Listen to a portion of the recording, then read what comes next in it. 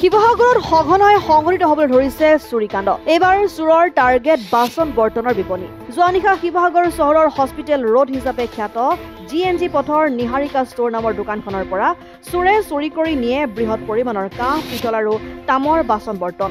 সৌভাগ্যবশতঃ ইয়াৰে একাংশ কাঁহ আৰু তামৰ বাচন বৰ্তন উদ্ধাৰ কৰিবলৈ সক্ষম হয় আৰক্ষী। নিশা চহৰত পহৰা দি থকা টহলদাৰী আৰক্ষীক দেখাৰ লগে লগে চোৰে ব্যৱহাৰ কৰা এখন চাইকেল আৰু কিছু সংখ্যক চুৰি কাঁহ, তামৰ বাচন বৰ্তন ৰাস্তাতে পেলাই পত্ৰং দিয়ে চোৰে।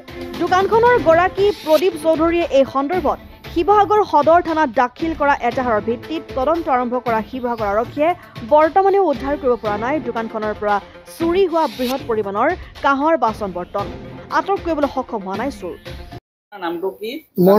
নমস্কাৰ, মোৰ নাম শ্ৰী প্ৰদীপ চৌধুৰী। মোৰ দোকানখনৰ নাম নিহাৰিকা ষ্ট'ৰ। বাচন বৰ্তন বিক্ৰী কৰোঁ। যোৱা ৰাতি মোৰ দোকানখনত চুৰ হৈছে, গতিকে মই 8:30 বজাত খবৰ পালোঁ। ওচৰৰ মাইকী এজনে ক'লে যে তোমাৰ দোকানখনত দেখোঁ এনেকুৱা টিংপাত কটা আছে, তুমি গম পাইছা নে নাই? মই বাইদেউ মই গম পোৱা নাই, তুমি আহি চাই যোৱা। চাই যোৱাৰ পিছত দেখিলোঁ যে দোকানখনত কমপ্লিট তালা খোলা নাই। তালাটো খুলি মই ভিতৰত চালোঁ যে কাঁহৰ বাচন একোৱে নাই, বাকী ষ্টিল চিলভাৰৰ মাল আছে।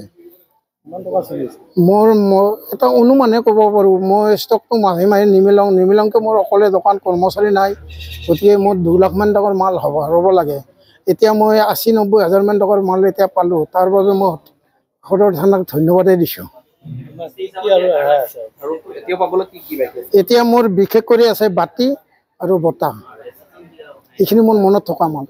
আৰু কয় কি নিছে মই ভিতৰত সেনেকৈ গম পোৱাও নাই। শিৱসাগৰৰ পৰা চৈয়দ মুস্তাকুৰ ৰহমানৰ ৰিপৰ্ট, অসম আদিত্য।